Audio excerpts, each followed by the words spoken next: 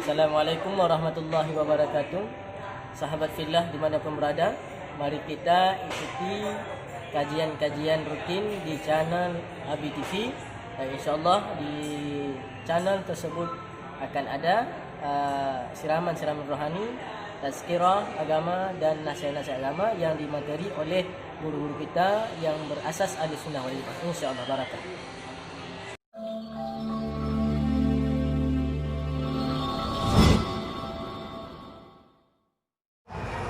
Assalamualaikum warahmatullahi wabarakatuh. Alhamdulillahirabbil alamin. Wassalatu wassalamu ala asyrafil anbiya'i wal mursalin wa ala alihi wa sahbihi ajma'in, amma ba'd.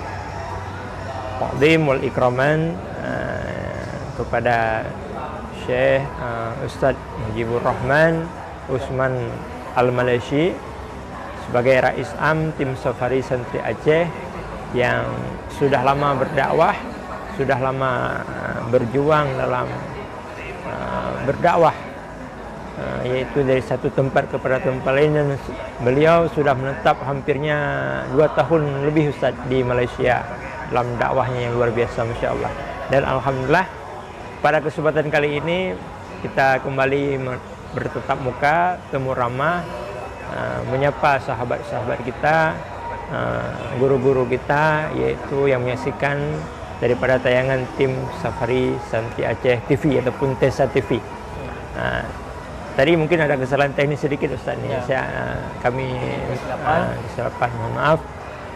InsyaAllah kita akan mulai kembali diskusi kita, ngobrol-ngobrol kita sedikit Ustaz ini. Ini pertama juga masalah yang sangat paling mendasar yang harus kita ketahui, juga para penonton belum mengetahui ini bagaimana sepak terjangnya TESA ini, dari mana awal berdirinya TESA ini, dan apa misi daripada TESA ini tersendiri. Begitu. Mungkin pertama sekali Ustadz memperkenalkan diri dulu, mungkin pemirsa belum tahu. Masya Allah, kita luar biasa hari ini sudah bertetap muka langsung, tapi para pendengar juga belum mengetahui ataupun belum tahu bagaimana background daripada Ustadz. Kepada Ustadz kami persilahkan.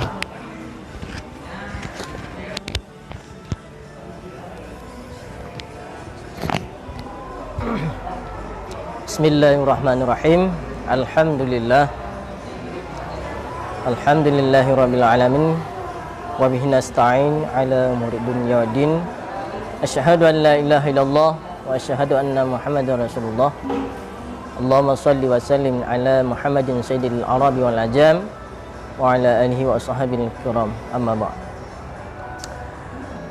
Terutama puji syukur kepada Allah Subhanahu wa taala, kita panjatkan bersama dengan ucapan alhamdulillah, yang mana pada malam ini Allah telah memberi kesempatan kepada kita dengan adalah menjalinkan ukhuwah, yaitu temu ramah dalam majlis kahwah, dan juga selawat dan salam kita hadiahkan, kita ucapkan bersama-sama kepada penghulu kita Nabi Muhammad sallallahu alaihi wasallam. Beliaulah yang telah membimbing umat manusia dari kegelapan sehingga kepada alam terang menerang, dari alam kesesatan hingga alam petunjuk mengenal Rabbul Alam. Kemudiannya juga ta'zim wal ikram saya secara pribadi kepada pembawa acara, yaitu kepada Abi, kemudian juga kepada jamaah live streaming dimanapun berada, dengan ucapan semoga Allah memberkati kita bersama, ya, dimanapun kita berada, dan apapun yang kita buat Allah meridainya, insyaAllah. Kemudiannya mengenai tentang latar belakang TSSA, atau Tim Safari Santri Aceh, ya. Mungkin baru-baru berapa bulan ini kita telah hadir yang namanya Majlis Kahwah aktif, alhamdulillah, terutamanya di Banda Aceh. di Banda Aceh. Sudah beberapa kali diprogramkan acara majlis kahwa dan berjalan dengan lancar, dan alhamdulillahnya sampai malam ini bertemulah dengan asal usul daripada pendiri ataupun pada asal usul datangnya tim safari santri Aceh. Ya, alhamdulillah. Mengenai pertanyaan tadi, apa itu tim safari santri Aceh atau TASA? Ini adalah sebuah lembaga, bukan organisasi. Jadi kita tidak berani mengatakan bahwa TASA ini adalah merupakan organisasi. Karena organisasi adalah yang di Aceh ini merupakan adalah begitu banyak. Dan begitu banyak, dan yang pelopornya adalah Masya Allah, guru-guru kita semua di atas, dan cukup kita mengikuti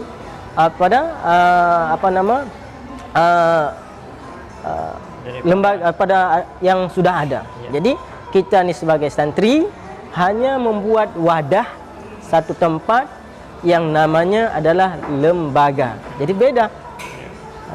Ini bukan organisasi. Jadi kalau orang ini apa? Ini bukan ada organisasi, adalah merupakan adalah lembaga. Wadah untuk perkumpulan, di mana perkumpulan santri-santri Aceh untuk memudahkan visi misi dakwah. Misi dakwah. Ini adalah merupakan bagaikan tamsilan semacam bas ataupun bus, di mana adalah Rais Am ini bukanlah orang yang hebat, Al-Fakir bukanlah orang yang hebat, bukan pendiri asal, bukan. Ini hanya sebagai ibarat Rais Am ini adalah orang yang menyetir setir daripada bas tadi. Sedangkan TSA ini adalah ibarat lembaga, adalah wadah bas. Jadi yang jadi penumpangnya di sini adalah para aktivis adalah santri-santri, mahama santri. Jadi santri yang ada di sini adalah mencukupi seluruh wilayah Aceh. Sama ada daripada Mudi, daripada Takrung, daripada Banda Aceh, daripada perbatasan. Semua adalah kita membukakan untuk menerima atau gabungan daripada santri-santri itu untuk menunjukkan satu visi misi. Dan visi misi ini adalah telah didirikan oleh guru-guru kita juga, bukan dari Rais Am atau dari satu pihak pribadi seseorang, bukan. Ini ada kesepakatan dan musyawarah pada sejauh-jauh hari sebelumnya. Itu adalah mengenai tentang lembaga keseluruhan. Ini awal mula sekali terbentuk wadah ukhuwah yang di dalamnya itu para santri, para santri yang semangat dakwahnya luar biasa. Ini kapan pertama sekali wadah ini terbentuk dan sejauh mana sudah perjalanan daripada tim Safari Santri Aceh ini? Jadi tim Safari Santri Aceh ini adalah terbentuknya secara legal, secara resmi, walaupun belum ada pengukuhan secara massal, secara publik. Namun berdiri adalah TSA ini adalah pada tahun 2018. Jadi resminya lembaga dengan ada logonya, visi misinya, dan anggota perjuangan daripada lengkap dengan ADRT-nya. Jadi 2018 itu sudah rampung, dan kegiatan kita telah aktif di 2017. Jadi jauh hari sebelum lembaga ini diresmikan, jadi kita telah aktif di bidang dakwah perdalaman. 2017 itu kita mulai bergerak dari wilayah pelosok Aceh, iaitu Aceh Besar, Banda Aceh, termasuk adalah satu pulau di mana yang di wilayah Aceh Besar itu adalah Pulau Aceh, yang memakan waktu daripada Banda Aceh itu lebih kurang 2 jam melintasi dengan perahu, dengan kapal untuk menuju pada lokasi. Alhamdulillah, ternyata dari awal tahun 2017 ternyata kita berdakwah di perdalaman itu, kita melihat di kawan-kawan semua dari santri Aceh ini melihat ternyata banyak saudara-saudara kita, banyak adalah orang-orang perdalaman, mereka membutuh yang namanya siraman-siraman atau tausiah atau mauizah, ada penyampaian tazkirah tentang agama. Jadi sangat disambut oleh masyarakat. Ini yang perlu diaktifkan. Jadi dari situlah kami bergerak. Inisiatif beberapa orang santri pada masa 2017 itu, kami untuk membuat kelanjutan dakwah ini memudahkan cara kami. Sehingga dengan kesepakatan anggota-anggota yang ada pada masa itu, kita bermusyawarah dan bersilaturahmi kepada guru-guru kita, yaitu termasuk Abiyah Hatta di Banda Aceh, Tubul Kaini, Ustaz Aulia, dan guru-guru kita yang ternama termasuk adalah Abu MPU, kemudian juga guru-guru kita yang lain termasuk di Aceh Utara adalah Walid di Landing. Kemudian kita semua komunikasi, kita sampaikan visi kita, tujuan kita. Ini bukan satu organisasi tapi lembaga wadah untuk memudahkan dakwah. Ternyata di tahun 2018 semuanya guru-guru kita semua termasuk di Medan Syekh Wan. Kemudian beliau juga sangat mendukung pergerakan ini, karena pergerakan ini adalah tim Safari Santri Aceh tidak melambangkan satu asal kepada pesantren mana. Dia tidak melambangkan bahawa ini dari pesantren A, B, C. Tapi ketika terkumpul di wadah yang nama tim Safari Santri Aceh, di sini adalah tersebut Santri Aceh bergerak. Apapun daripada latar belakangnya, sama ada dia adalah para pesantren perdalaman, tidak maju, besar atau tidak besar, asal terpadu, asal dia punya basic dia cukup dan yang dibutuhkan dalam lembaga ada, kita semua menerima, tidak membatasi syarat ini itu. Asalkan visi misi dijalankan dan ukhuwah persatuan dijaga. Ini yang sangat penting. Masya Allah, luar biasa. Ini juga Ustaz, ada yang saya ingin tanyakan kembali Ustaz. Ini sesuai dengan tema kita hari ini, yaitu melahirkan semangat dakwah yang berkualitas juga berintegritas. Ini saya sudah lihat bagaimana Ustaz berdakwah, terutama pembentukan tim Safari Santri Aceh ini dengan keikhlasan dan dengan ukhuwah yang luar biasa, sehingga bisa merangkum dari semua kalangan, dari semua pesantren, dari semua pihak bergabung dalam TESA ini. Bahkan saya juga baru-baru dalam TESA ini mengetahui bahwa TESA ini juga ada di Banda Aceh dan juga di provinsi di kabupaten yang lainnya, Aceh Utara dan juga di Birin dan juga di tempat-tempat yang lain. Mungkin kita mengenal bahwa tim Safari Santri ini hanya pergerakannya setahun sekali. Ini programnya setahun sekali. Tapi belakangan ini kita lihat sudah aktif di media. Dan mudah-mudahan kita juga berharap bisa selalu aktif dalam hal-hal kegiatan yang lain yang baik. Ada satu Ustaz yang ingin kita tanyakan. Ini mengenai juga pengalaman Ustaz di Malaysia ini. Bagaimana kok bisa Ustaz berdakwah ke Malaysia sampai sudah 2 tahun lebih? Bahkan saya dengar-dengar nih yang di Malaysia sulit untuk melepaskan Ustaz. Insya-Allah. Pasti ini dakwahnya sangat berkualitas. Ini bagaimana caranya untuk kita para dai desa bisa mengembangkan dakwah tersebut benar-benar dicari dari masyarakat. Dia mengenai tentang pergerakan dakwah.